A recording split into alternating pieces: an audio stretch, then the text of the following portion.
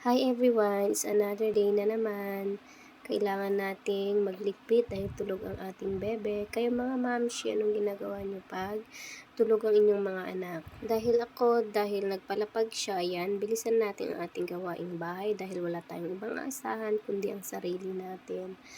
At saka syempre, pag wala tayong kasama sa bahay, ganyan lang tayo. Nagiging multitasking tayo pag tulog ang ating mga babies. Sino ang nakarelate dyan mga mamshi? Dahil may time na talagang ayaw niya magpalapag, nakakanlong lang siya, hindi ako makagalaw. Kaya yan, opportunity ko na yan pag gusto niyang magduyan.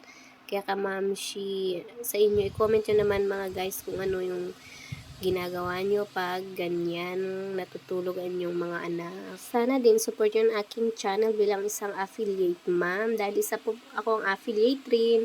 Nag-edit din ako ng mga videos pag ganitong tulog ang aking bebe. Kaya sana hindi nyo makalimutan mag-subscribe at saka mag-like. Random muna tayo. Thank you guys!